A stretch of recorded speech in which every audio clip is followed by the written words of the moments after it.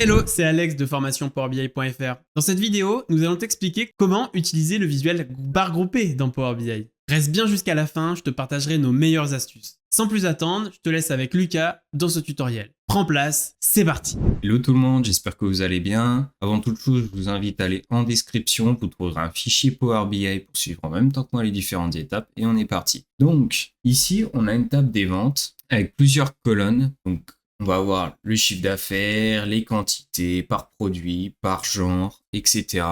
Et qui est liée elle-même à une table calendrier par la date, qui nous permet d'obtenir donc le nom du mois, le trimestre et l'année. Ce que j'aimerais faire ici, c'est comparer le chiffre d'affaires par trimestre pour chacune des années. On va ici utiliser un histogramme groupé. Pour ce faire, on va insérer le trimestre, on va sélectionner l'histogramme groupé, on va insérer également l'année dans la légende. Ensuite, on va aller chercher dans les ventes, mesure le chiffre d'affaires. On va agrandir tout ça. Ce qu'on peut faire ici, c'est changer le titre. On va aller dans Général, titre, chiffre d'affaires par trimestre. On va centrer le titre. Ensuite, dans les effets, donc on laisse l'arrière-plan en blanc. On va également ajouter une mesure pour arrondir les coins. On va le mettre à 20 avec une bordure en blanc pour pas voir la différence avec le fond. Ensuite, on va ombrer la zone.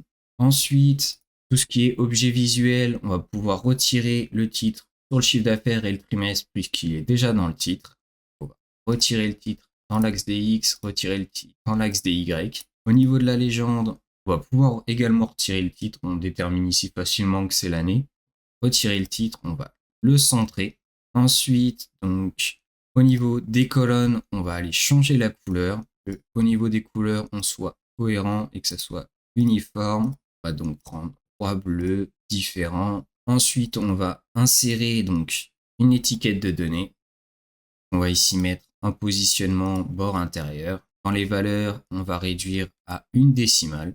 Ensuite, au niveau du fond, on va modifier l'arrière-plan du canevas. On va le mettre ici en gris à 80% de transparence pour donner un peu plus d'effet à notre graphique. Et voilà, maintenant on a un super histogramme en courbe qui permet de déterminer le chiffre d'affaires par trimestre selon les années. J'espère que cette vidéo, elle vous a plu et nous, on se retrouve pour une prochaine. Ciao!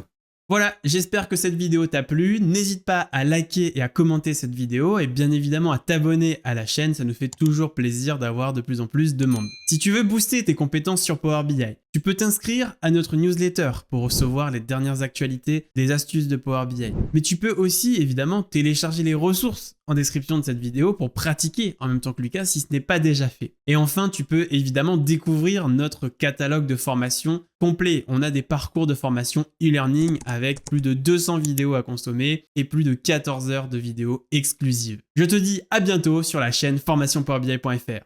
Ciao!